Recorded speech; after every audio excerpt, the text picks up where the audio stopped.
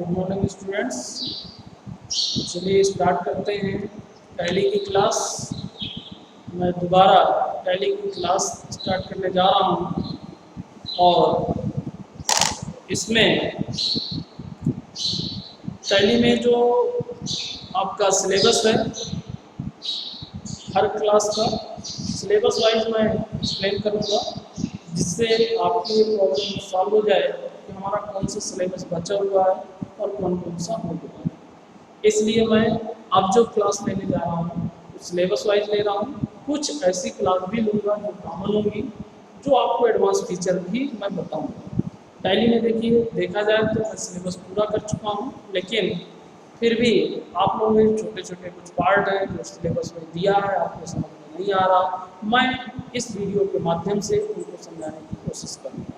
Okay, पहली बात। दूसरी बात, मैं टैली में एडवांस फीचर्स भी आपको बताऊंगा जो आपके काम में आएगा। आपके सिलेबस में है या नहीं है उससे कोई लेना देना नहीं, लेकिन वो एग्जाम में आ भी सकता है और बहुत इंपॉर्टेंट फीचर्स भी होते हैं। वो कैसे यूज करते हैं वो भी मैं अब आपको सिखाऊंगा। तो देखिए, फिलहाल जो मैं सिलेबस आज की वीडियो में उठा रहा हूँ वो सबसे पहले पीजीडीसीए का उठा रहा हूँ, और पीजीडीसीए वाले विशेष रूप से ध्यान दें, उसको समझें कि कहाँ पे आपको कैसे लिखना है और क्या आपका सब्जेक्ट चैप्टर हो चुका है क्या नहीं है। इसके साथ साथ आज मैं कुछ इम्पॉर्टेंट फीचर्स भी आपको समझाऊंगा, जैसे मल्टी लैंग्वेज का यूज करना, एक से अधिक आपको टैली में लैंग्वेज यूज करना है तो कैसे करेंगे, प्लस टैली में आपको हिंदी यूज करना है या हिंदी के रूप में आपको टैली चलाना है तो कैसे चलाएंगे। टैली को आप कई लैंग्वेज में यूज कर सकते हैं, इंग्लिश, हिंदी, उर्दू, गुजराती, मराठी, पंजाबी, कई लैंग्वेज में अवेलेबल है। तो वो कौन सी लैंग्वेज है और कैसे हम उसको चेंज कर सकते हैं, पहला तो मेरा चैप्टर ये रहेगा। दूसरा जो मैं बताऊँगा वो आपको बताऊँगा सिक्योरिटी कंट्रोल से रिलेटेड।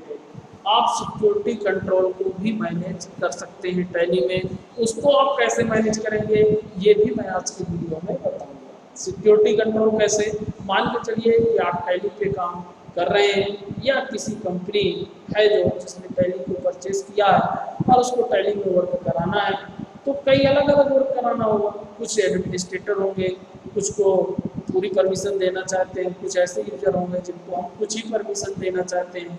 उदाहरण के लिए मान के चलिए कोई क्लर्क है, हम चाहते हैं कि हमारी बैलेंस शीट ना देख सके, हमारे यहाँ कितना ट्रांजैक्शन होता है ये भी ना देख सके, सिर्फ वो परचेसिंग की एंट्री करे, सिर्फ वो क्या एंटर करे, परचेस, जो हम परचेस करते हैं वो एंटर करें। ऐसे ही कोई दूसरा ऑपरेटर है, हम चाहते हैं कि उससे सेल की एंट्री करें, जो हमारी सेलिंग होती है कंपनी की उस डेटा को एंटर कर सके। तो आज की वीडियो में मैं ये भी आपको बताऊंगा ऐसा आप कैसे कर सकते हैं टैली में, और इसको सिक्योरिटी को कैसे मैनेज कर सकते हैं। हम ऐसा कर सकते हैं कि जिस यूजर को हम डिफाइन करेंगे कि वो सिर्फ परचेस करे, वो सिर्फ टैली में परचेसिंग का काम ही कर सकता है, सेलिंग, बैलेंस शीट या कैश हमारा डिस्प्ले करके नहीं देख सकता है या कोई अदर हमारी प्रिंट नहीं कर सकता। इसी प्रकार जिसको हम चाहते हैं जो सेलिंग का वर्क करे वो सिर्फ सेलिंग का ही वर्क करेगा, दूसरा वर्क नहीं कर सकता। इसलिए ये वीडियो बहुत इंपॉर्टेंट है, आप ध्यान से जरूर देखिएगा, लाइक करिएगा। मैं स्टार्ट करता हूँ। सबसे पहले तो मैं पीजीडीसी वालों का सिलेबस दिखाना चाहूँगा और उनको एक तरफ से यूनिट फर्स्ट से समझाऊँगा कि आपने क्या पढ़ा है क्या नहीं पढ़ा है।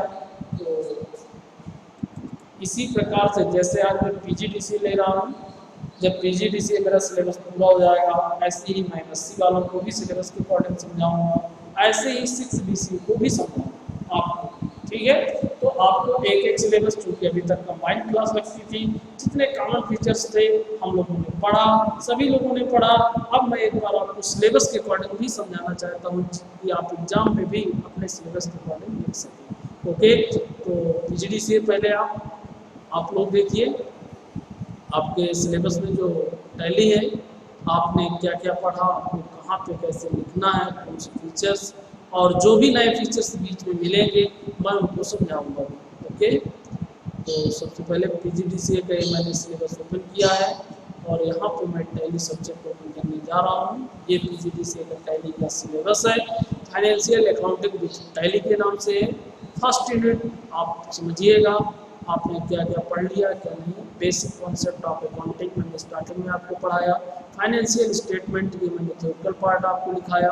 फाइनेंशियल स्टेटमेंट एनालिसिस ये भी लिखाया। कॉस्ट सेंटर देखिए हम पढ़ चुके हैं, मैंने प्रीवियस वीडियो ही बनाए थे कॉस्ट सेंटर पर, आप उनको फिर एक बार देख लीजिएगा। बेसिक कॉन्सेप्ट ऑफ इन्वेंट्री आप बिल्कुल जानते हैं, इन्वेंट्री को मेंटेन करना यानी कि आइटम को क्रिएट करना, उसकी कैटेगरी बनाना, ठीक है, उसका ग्रुप बनाना, यूनिट बनाना, ये आपको मालूम है।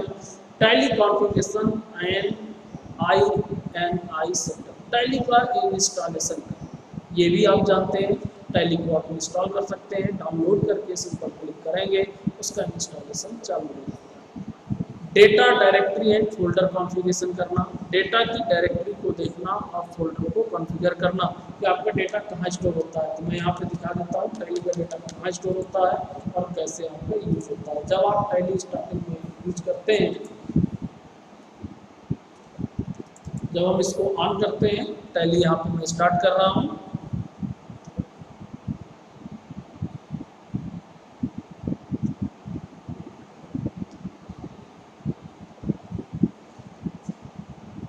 तो यहाँ पे मैंने एजुकेशनल मोड ऑन किया।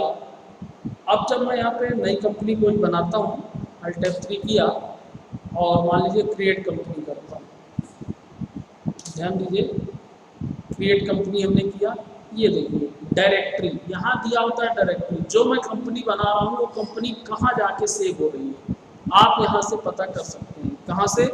डायरेक्टरी सी ड्राइव के अंदर यूजर्स पब्लिक tally.erp9 के अंदर डेटा के अंदर जाके ये सेव हुआ है।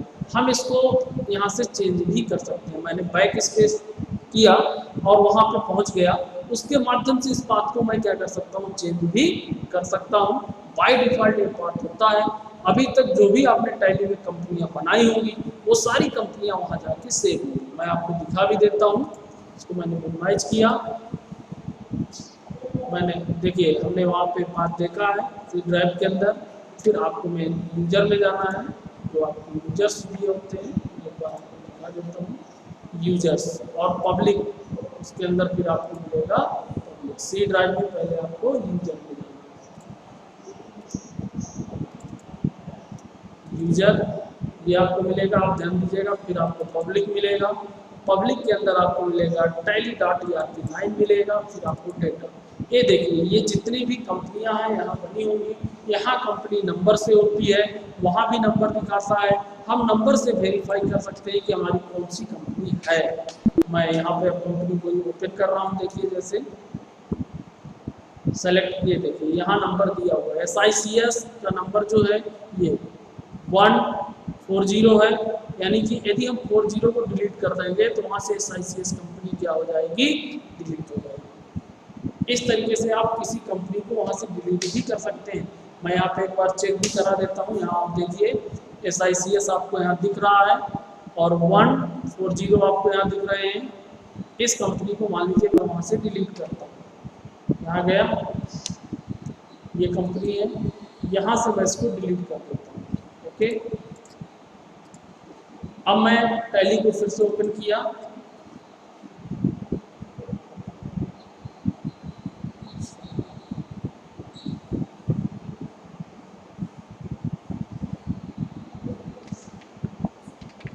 क्योंकि हम एजुकेशनल मोड पे काम कर रहे हैं। अब मैं यहाँ से सेलेक्ट करूँगा, आप देखेंगे SICS कंपनी यहाँ से डिलीट हो चुकी है।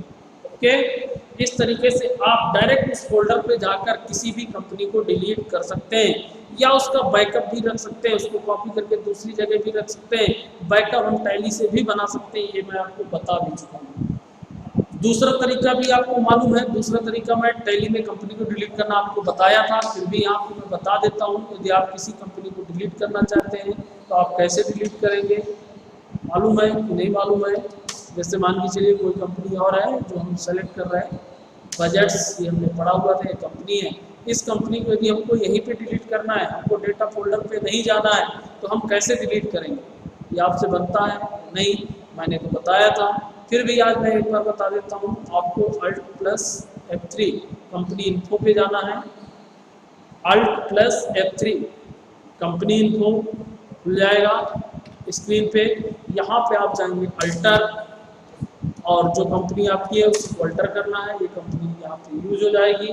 फिर आपको यहाँ से प्रेस करना है Alt+D, Alt+D, यहाँ पे आप प्रेस करेंगे Alt+D, ये आपसे पूछेगा डिलीट, यहाँ पे आप प्रेस कर देंगे। आर यू श्योर, मतलब आप कंफर्म डिलीट करना चाहते हैं, यस। अब ये कंपनी हमारी यहाँ से डिलीट। तो डिलीट करने के दो मेथड आपके पास हो गए, एक तो आप डायरेक्ट फोल्डर में जाके आप उसको डिलीट कर सकते हैं, दूसरा टैली में रहते हुए भी कंपनी को क्या कर सकते हैं, डिलीट कर सकते हैं। अब मैं जाके यदि उस फोल्डर में चेक करूंगा जिस कंपनी को मैंने डिलीट किया है वो कंपनी वहाँ पे नहीं है। ये देखिए सिर्फ दो कंपनी बची, 4 कंपनी थी हमारे पास, एक मैंने जाकर फोल्डर से डिलीट किया, दूसरी कंपनी को मैंने डायरेक्ट टैली से किया। आपका डिलीशन और डायरेक्टरी भी मैंने आपको समझा दिया। ओके, अब आगे बढ़ते हैं थोड़ा सा सिलेबस में और आपको क्लियर कर दूं। सिंगल एंड मल्टी यूजर, इसका मतलब मैं आपको समझा देता हूँ। देखिए टैली हमारा लाइसेंसी सॉफ्टवेयर है। हम टैली को जब परचेज करते हैं दो तरीके से परचेज कर सकते हैं, इसके दो एडिशन बेसिकली आते हैं, एक तीसरा भी आता है जो सर्वर के रूप में होता है। देन जो दो हैं वो मैं आपको बता देता हूँ। एक आता है सिंगल यूजर जिसमें एक ही यूजर काम कर सकता है, जिसको सिल्वर एडिशन कहते हैं। एक आता है मल्टी यूजर जिसमें एक से अधिक लोग काम कर सकते हैं, जिसको कहते हैं क्या, गोल्ड एडिशन। तो ये हम काम जब टैली चालू करते हैं तभी आपसे पूछता है, लेकिन जब हमारा लाइसेंसी सॉफ्टवेयर होगा, एक्टिवेटेड होगा, तब हम इसको फीचर्स को यूज कर सकते हैं। जब स्टार्ट करते हैं हम कंपनी को, देखिए यहाँ पे हमको पता चल जाता है लाइसेंस एंड सर्विसेज। यहाँ हम एजुकेशनल मोड यूज कर रहे हैं, हमारे पास कोई लाइसेंस नहीं। मल्टी यूजर के लिए हमको लाइसेंस लेना जरूरी है, या फिर हमको ईमेल से उसका रजिस्ट्रेशन करना है। तो मैं आपको फिर भी ऑप्शन बता देता हूँ, ये आपको बताना पड़ेगा कि जब टैली आप परचेज करते हैं तो उसका सिल्वर एडिशन यदि लेते हैं तो सिंगल यूजर होता है, जब उसका गोल्ड एडिशन हम खरीदते हैं तो मल्टी यूजर। ये मल्टी यूजर यूज करने के लिए आपको फैसिलिटी देता है लॉगिन रिमोट tally.net यूजर। इसके साथ साथ सिंगल यूजर में भी आप कई यूजर क्रिएट कर सकते हैं, जो मैं आपको बताने वाला हूँ। सिक्योरिटी की दृष्टि से उसको कंट्रोल करना, वो यूजर भी मैं आपको बताऊंगा कि आप सिंगल यूजर कैसे यूज करेंगे और मल्टी यूजर। लेकिन ये जो लॉगिन रिमोट में होगा, इसका मतलब ये होगा कि आप इसको कई जगह से यूज कर सकते हैं, मोबाइल में, इंटरनेट पे रहते हुए आप कहीं पे भी यूज कर सकते हैं। मान लीजिए आपने यहाँ सदगुरु चित्रकूट में इसका इंस्टॉलेशन किया, आप चाहते हैं मैं बॉम्बे से टैली को एक्सेस कर लूँ, आप कर लेंगे। दिल्ली में चाहते हैं दिल्ली में, जितने यूजर चाहें उतने यूजर इसको क्या कर सकते हैं, एक्सेस कर सकते हैं। ये कहलाता है single and multi user. Okay, next tally screen component, जो स्टार्टिंग में दिखाई देते हैं, ये टैली स्क्रीन कंपोनेंट होते हैं। इनको आपको समझाना है, ये मैं आपको बता चुका हूँ। कोई भी ये टैली स्क्रीन कंपोनेंट है, यहाँ पे आपका प्रोडक्ट का नाम आता है, वर्जन अपडेट आता है, लाइसेंस सर्विसेज आता है, कॉन्फ़िगरेशन आते हैं, कैलकुलेटर होता है, कंट्रोल प्लस एन से हम यहाँ पे आ सकते हैं। ये आपके गेटवे ऑफ टैली के मेनू होते हैं। इस तरीके से आप इसको बताएंगे, प्रिंट, एक्सपोर्ट, मेल, ये लैंग्वेज, ये सब हमारी टैली स्क्रीन होती है, तो आप इसको बताएंगे इसके अंदर। ओके, फिर है माउस कीबोर्ड कन्वेंशन की, यानी कि माउस कीबोर्ड की कुछ शॉर्टकट की आपको जो यूज करते हैं टैली में, वो आपको बताना होगा कौन से होते हैं। कीबोर्ड आप कैसा यूज करना चाहते हैं, यहाँ से चेंज भी कर सकते हैं, कौन सी लैंग्वेज में यूज करना चाहते हैं, देखिए उस लैंग्वेज में आप कीबोर्ड भी यूज कर सकते हैं, ये बताएंगे आप। Combination switching between screen area, screen combination का क्या क्या यूज करना है, और स्विचिंग करना, जैसे टैली से इसमें आना कैलकुलेटर में तो कंट्रोल एम दबा देंगे तो कैलकुलेटर का काम करने लगता है, ये स्विचिंग कहलाता है। फिर कैलकुलेटर से टैली में वापस जाना, तो आप फिर से प्रेस कर देंगे तो आप यहाँ पे आप टैली में पहुँच गए। कंट्रोल एम से, कंट्रोल एम से हम किस एरिया में स्विच करते हैं, और कंट्रोल एम से हम किसमें, कैलकुलेटर में स्विच करते हैं, ये भी आप बता देंगे। ओके, नेक्स्ट है क्विटिंग टैली, मतलब टैली को बंद करना है, आप जानते ही। मेंटेनिंग कंपनी डेटा को मेंटेन करना, अल्टर करना, ये भी आपको बनता है। बेसिक कंपनी डिटेल, क्या क्या कंपनी को क्रिएट करते समय यूज किया जाता है वो स्क्रीन आपको बताना है। प्लस कंपनी को क्रिएट करना, अल्टर करना, ये सब आपको बनता है। सेलेक्ट करना, उसको लोड करना, क्लोज करना। चार्ट ऑफ अकाउंट, ये मैंने आपको बताया था कितने प्रकार के अकाउंट होते हैं, नॉमिनल अकाउंट, रियल अकाउंट, वो आपको पढ़ना है, मैंने दिखाया भी है आपको। कंपनी फीचर्स जो हम विभिन्न प्रकार के पढ़े हैं, F11 को प्रेस करके जो फीचर्स डिस्प्ले होते हैं वो फीचर्स आपको बताना। कॉन्फ़िगरेशन, बीच बीच में हमने F12 का यूज किया है, वो कॉन्फ़िगरेशन आपको बताना है। यानी कि जब हम कोई कंपनी यूज करते हैं, देखिए एक बार बता देता हूँ इसको। जैसे कंपनी हमारी ओपन है, इस कंपनी में F11 यदि प्रेस करते हैं तो ये कंपनी फीचर्स आ जाते हैं जिनके बारे में आपको बताना है। Accounting features, inventory features, statutory and taxation features, इस तरीके से समझ में आ गया होगा। और यहीं पे यदि हम F12 प्रेस करते हैं तो कॉन्फ़िगरेशन आ जाता है। जर्नल, न्यूमेरिक, ये हमने यूज किया, वाउचर एंट्री, बैंकिंग कॉन्फ़िगरेशन, ई प्रिंटिंग और ईमेल, डेटा कॉन्फ़िगरेशन हमने यूज किया बीच बीच में। तो ये कॉन्फ़िगरेशन कहलाता है, इसको आपको बताना है। तो देखिए पीजीडीसी की फर्स्ट यूनिट मैंने यहाँ पे आपको कंप्लीट किया। फर्स्ट यूनिट का कॉन्फ़िगरेशन, सारे कंपोनेंट मैंने आपको समझाया, आपको कैसे लिखना है, आपका सिलेबस कैसे पूरा हुआ, तो ये आपको समझ में आ गया होगा। आपको यहाँ तक तैयार करना प्लस इसके साथ आज जो मैं आपको बताने जा रहा हूँ, मल्टी लैंग्वेज को यूज करना।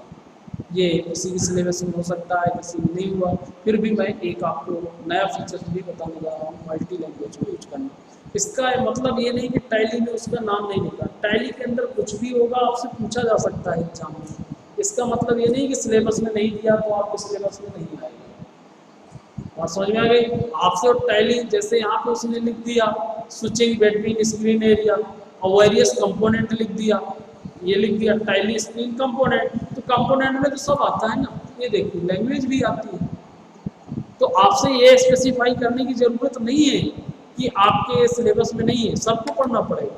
कंपोनेंट के अंदर तो पूरे कंपोनेंट आ गए ना। अब उसने फीचर्स लिख दिया, अब उसने ये नहीं पूछा कि कौन से फीचर्स। फीचर्स तो टैली में बहुत है ना, हमने यूज भी किया, तो कोई भी फीचर्स पूछ सकता है। उससे मतलब थोड़ी कि नहीं वही फीचर्स पूछे, वो फीचर्स लिखा है यानी कि कोई भी फीचर्स पूछ सकता है। कॉन्फ़िगरेशन लिखा, कोई भी कॉन्फ़िगरेशन आपसे पूछ सकता है, इसलिए आपको पूरे फीचर्स आना चाहिए, पूरे कॉन्फ़िगरेशन आना चाहिए। तो आज मैं इस वीडियो में जो इम्पोर्टेंट चीज़ बताने जा रहा हूँ, लैंग्वेज। लैंग्वेज आप कैसे चेंज करेंगे। सबसे पहले तो मैं आपको ये क्लियर कर दूँ कि लैंग्वेज आपके पास डाउनलोड होना चाहिए, इसमें लैंग्वेज बाद में डाउनलोड करनी पड़ती है। तो आप टैली लैंग्वेज डाल दीजिएगा, मेरे पास ऑलरेडी लैंग्वेज डाउनलोड है, तो चूँकि यहाँ पे इंस्टॉल है तो यहाँ पे लैंग्वेज आपकी आ जाएगी। अभी देखिए 2 लैंग्वेज यहाँ पे बता रहा है, मैं आपको और डाउनलोड करने का तरीका भी बता दूंगा कैसे लैंग्वेज डाउनलोड करते हैं। वहाँ लिख दीजिएगा टैली लैंग्वेज इंटरनेट में, तो आपको मिल जाएगी। मैंने कुछ लैंग्वेज डाउनलोड किया हुआ था, उनको डायरेक्ट इंस्टॉल कर देता हूँ और आपको दिखा रहा हूँ। इस तरीके से जब वहाँ पे आप नेट में लिखेंगे तो ये लैंग्वेज के नाम मिल जाएंगे। देखिए मैंने यहाँ 3 लैंग्वेज और लिया है, पंजाबी मेरे पास, हिंदी इंग्लिश है और हिंदी है, तो इनको मैं वहाँ चेंज कर देता हूँ। इस तरीके से आप लैंग्वेज को कॉपी करेंगे डाउनलोड करने के बाद, और इनको कहाँ पे रखना है आप ध्यान दीजिए। आपको वहाँ से कॉपी करने के बाद आपको जाना है सी ड्राइव। सी ड्राइव में आपको मिलेगा प्रोग्राम फाइल्स। प्रोग्राम फाइल में आपको मिलेगा टैली। बात पे ध्यान दीजिएगा, सी ड्राइव, सी ड्राइव से प्रोग्राम फाइल, प्रोग्राम फाइल से मैं टैली में, फिर आपको मिलेगा tally.erp9 और यहाँ पे मिलेगा लैंग नाम का एक फोल्डर, LANG लैंग नाम का एक फोल्डर। इस फोल्डर को आप ओपन करेंगे और यहाँ पे अपना पेस्ट करेंगे। ओके, एक चूंकि ऑलरेडी है उसको स्किप कर देते हैं, आप उसको क्लोज कर देंगे फोल्डर। फिर आप बात देख लीजिए, my computer, C drive, program files, Tally, tally.erp9 language. Okay,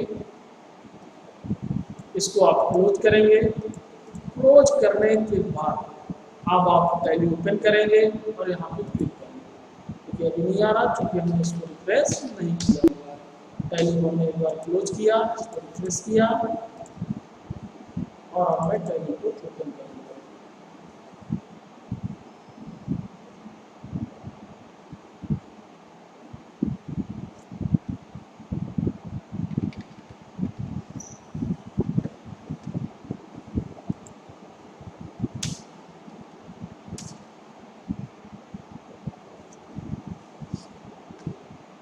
अब मान लीजिए कोई कंपनी हम ओपन कर लेते हैं, यहाँ पे आप लैंग्वेज में जाएंगे, देखिए मैंने जो लैंग्वेज वहाँ पे पेस्ट किया, इंस्टॉल किया, वो यहाँ दिख गई।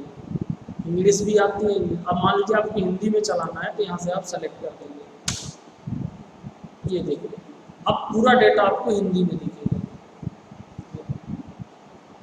वाउचर एंट्री, बैलेंस शीट, जो भी आपको देखना है ये देखिए हिंदी में। जो आपने एंट्री इंग्लिश में किया होगा तो एंट्री में लिख रहे हैं। अब यदि आप हिंदी लिखना चाहते हैं तो हिंदी भी लिख सकते हैं। मैंने कीबोर्ड पहले ही बताया आपको। मान के चलिए यहाँ कोई लेज़र आपको बनाना है, देखिए लेज़र से लिखा है रचना, मतलब क्रिएट करना। अब यहाँ भी ये लिख रहा है राम नाम का लेज़र, यदि आपको क्रिएट करना है, लेकिन आपको लिखते आना चाहिए इंग्लिश में।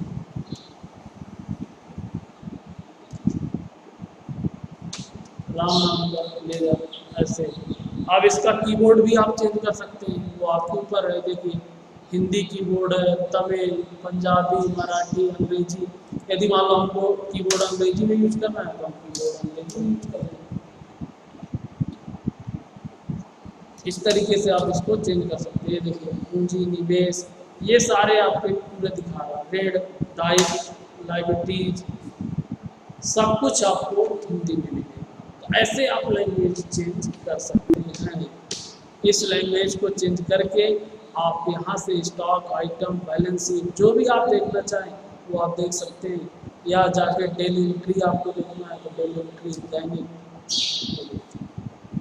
कॉन्ट्रा पे एंट्री, भुगतान किया, प्राप्त, बिक्री, आप चला सकते हैं। हिंदी में आपको मिलेगा। तो इस तरीके से आप लैंग्वेज चेंज करके देखिएगा। लैंग्वेज चेंज करने में बहुत आसान होता है, यहाँ से आप चेंज कर सकते हैं। या आप शॉर्टकट की यूज कर सकते हैं, Alt+G। Alt+G का यूज करके भी आप लैंग्वेज को चेंज कर सकते हैं। तो देखिए आज वीडियो हमारा काफ़ी बड़ा हो गया। आज के वीडियो में यही क्लोज कर रहा हूँ लैंग्वेज पे। अगला वीडियो जो मैं बताऊंगा सिक्योरिटी कंट्रोल पे बताऊंगा और PGDCA की सेकंड यूनिट को समझाऊंगा। फर्स्ट यूनिट आज मैंने समझाया और लैंग्वेज को चेंज करना बताया। अगला वीडियो जो मैं लेकर आऊँगा वो आपका सिक्योरिटी कंट्रोल से रिलेटेड होगा। ऐसे स्पेशल फीचर्स मैं पहले में आपको बताऊंगा, आप जरूर वीडियो देखें। और साथ में PGDCA की सेकंड यूनिट समझाऊंगा। जब PGDCA की यूनिट फिनिश हो जाएगी तो मैं फिर इसी प्रकार से 6 BCA और 2 MSc की भी सिलेबस को उठा करके एक एक्सप्लेन करूंगा और आपको समझाऊंगा। ओके, आज के वीडियो में क्लोज करते हैं। वीडियो जरूर देखें। यदि आप इंटरेस्ट नहीं दिखाएंगे, वीडियो नहीं देखेंगे तो मैं फिर आगे क्लास नहीं लूँगा, क्योंकि सिलेबस तो ऑलरेडी आपका क्लोज हो चुका है। ओके।